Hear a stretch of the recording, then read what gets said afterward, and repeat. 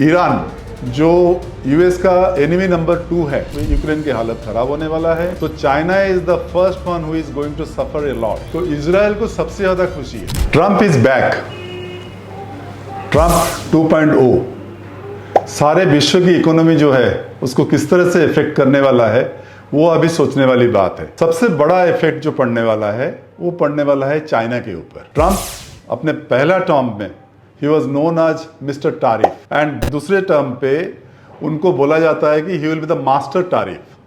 Master tariff कैसे? क्योंकि उन्होंने ये डिक्लेयर किया है कि चाइना के जितने भी इंपोर्टेड गुड्स होंगे यूएस के लिए उस पर 60% टारिफ वो लगाने वाले हैं।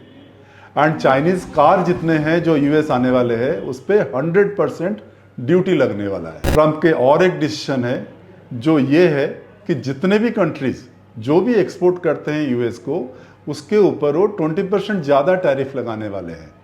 तो सोचिए आप, अगर ऐसे टैरिफ लग जाए तो सारे कंट्रीज के क्या सिचुएशन बनने वाला है।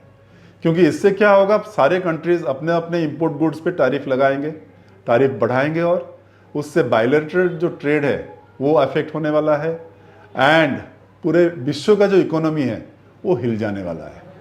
सो दिस इज ट्रंप 2.0। दूसरी बात है चाइना।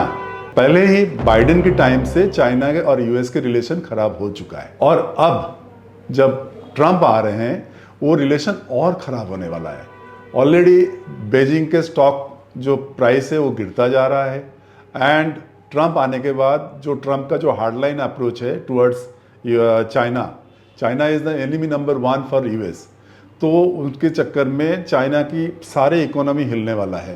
ट्रंप अगर अपने हार्डलाइन अप्रोच को मेंटेन करेंगे तो चाइना जो उनका इन्फ्लुएंस पेडलिंग है अमेरिका के अंदर वो खत्म होने वाला है। तो China is the first one who is going to suffer a lot. अब आते हैं हम यूक्रेन के ऊपर। Ukraine Zelensky he must be sitting on his pant, क्योंकि ट्रंप जब पावर में आए हैं उन्होंने बहुत क्लियरली पहले से ही बोल दिया है कि he is against the war, he wants to stop the war. तो अगर वो वॉर खत्म करना है तो उन्होंने ये भी कह दिया है कि जितने भी वेपन्स जेलेंस्की को मिल रहा है या मिलेगा आगे चल के वो कोई भी फ्री में नहीं मिलने वाला है। यूक्रेन हैज टू पे price for all these weapons. तो ये अगर होगा तो यूक्रेन की हालत खराब होने वाला है and at the same time Ukraine के जो नाटो में मेंबरशिप है उसको definitely US going to oppose. US अगर नाटो यूरोपियन नाटो में उसको अपोज करेंगे तो यूक्रेन का सीन बहुत खराब हो जाएगा। And at the same time अगर वार खत्म हो गया तो जो रशिया ऑक्युपाइड एरिया है वो रशिया के पास ही रहना है। So for Ukraine it is a big threat. अब ट्रंप आने के बाद उनके लिए बहुत बड़ा प्रॉब्लम है। एट द सेम टाइम अगर हम इजराइल की बात करें तो इजराइल को सबसे ज़्यादा खुशी है।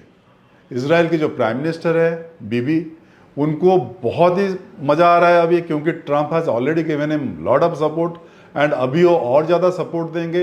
इवन ट्रंप ऑलरेडी कह चुके हैं कि जेरूसलम जो है वो इजराइल का कैपिटल हो और उस पर उनको कोई ऑब्जेक्शन नहीं है। So that will be very interesting. And at the same time Iran जो यूएस का एनिमी नंबर 2 है उसके ऊपर भी एग्रेशन, अगर इजराइल कोई एग्रेशन रूप लेता है तो ट्रंप उसको सपोर्ट ही करेगा। तो इजराइल जो अभी न्यूक्लियर साइट्स जो है ईरान के उसके ऊपर कोई बम्बार्डमेंट नहीं किया है, बट अगर ट्रंप का एनकरेजमेंट मिले तो हो सकता है वो भी कर ले वो। So that is another possibility जो ट्रंप 2.0 आने के बाद इजराइल और ईरान के ऊपर जो रिलेशन है उसके ऊपर इफेक्ट पड़ने वाला है।